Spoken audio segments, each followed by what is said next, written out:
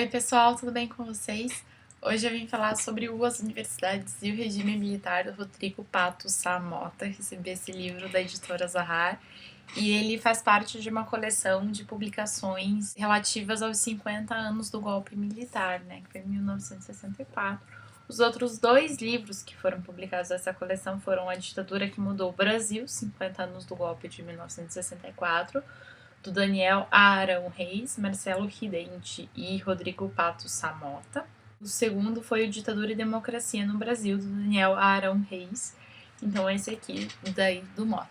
Bom, como o nome é bastante autoexplicativo, esse livro vai abordar a questão das universidades durante o regime militar.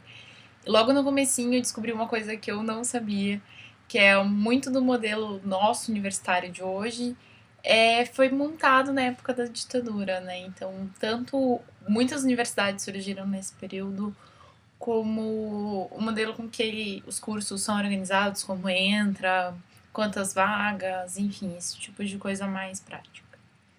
Num primeiro momento, as universidades sofreram a ação militar de uma maneira meio caça às bruxas, enquanto a ditadura tentava limpar esses espaços de prováveis possíveis comunistas. Então, muitos alunos foram expulsos e professores também, porque poderiam configurar alguma união com a causa comunista. Ele comenta aqui que nem sempre isso é muito. Não é provado de fato essa união, né? Essa relação com o comunismo de muitas das pessoas que foram expulsas. Mas eram suposições e naquele momento a ditadura acabou tirando muita gente desses espaços.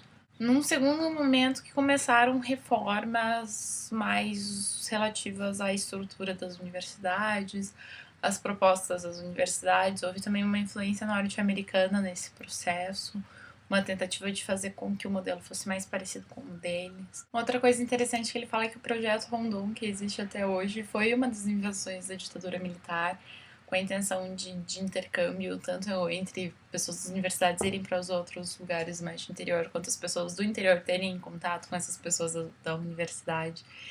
E, de certa forma, a intenção também era promover um patriotismo, um sentimento nacional maior entre essas pessoas.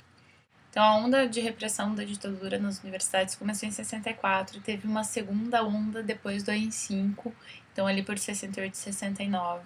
E esses foram os piores momentos para as pessoas que estavam nas universidades, que eram investigadas, e às vezes simplesmente ter um livro do Marx poderia ser algo como um crime e prejudicava as pessoas, mesmo se elas fossem opostas a essas ideias.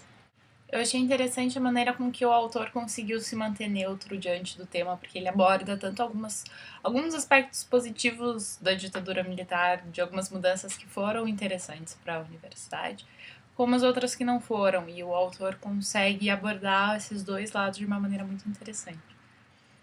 Aqui tem um parágrafo que eu quero ler para vocês, que eu acho que representa bem as mudanças mais estruturais que ocorreram nesse período.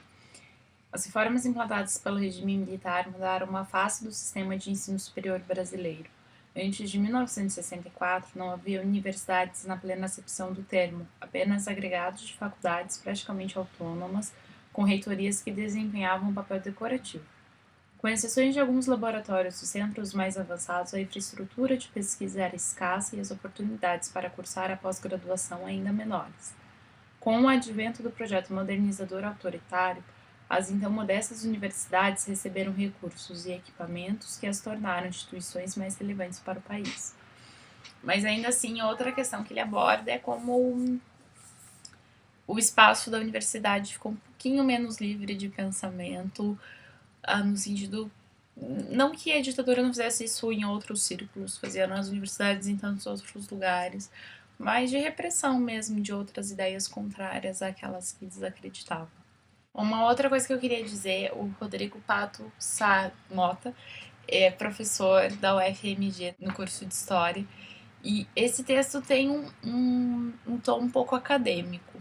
Então, além do tema ser pesado e ser denso, a escrita um pouco mais acadêmica é algo que deixa o livro ainda um pouco mais pesado. E eu não diria que é uma leitura exatamente rápida. Ainda assim, uma leitura muito interessante. Não deixa de ser boa por causa disso, de maneira alguma.